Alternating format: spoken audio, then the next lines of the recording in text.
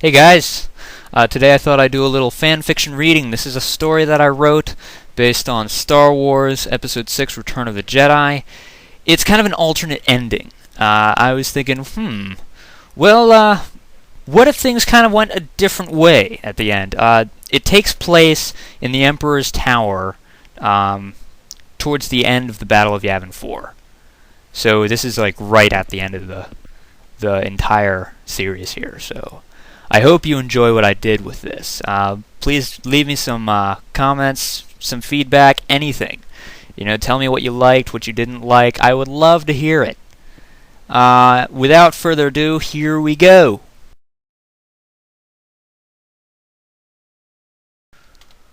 Luke's father lay against the rail, struggling to breathe. The icy-cold mechanical rhythm of deeply inhaling and exhaling had become short, loud gasps.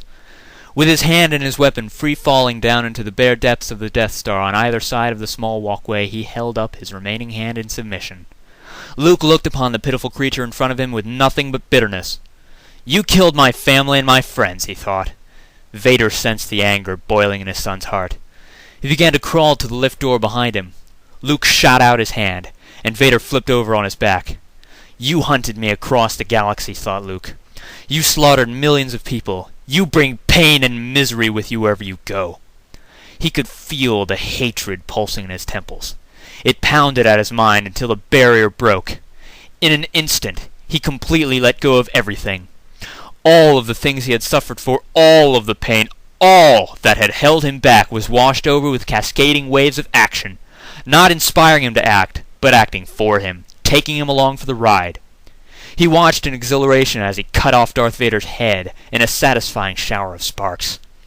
The Emperor laughed loudly and began to clap. Like lightning, Luke stood in front of the Emperor and sliced off his arms, then his legs, and then his head. A giddiness swept over his body. He ran into the lift and released himself into the halls and corridors of the massive space station in a frenzy of murderous rage. Dozens of armed stormtroopers at a time in seconds were reduced to mounds of corpses. Klaxons blared throughout the station, and intruder alerts sounded over the intercoms. The rooms ahead of him were full of soldiers and droids, and soon after were full of bodies and scrap. He laughed and smiled as he rapidly and unstoppably butchered his enemies. He reveled in his madness.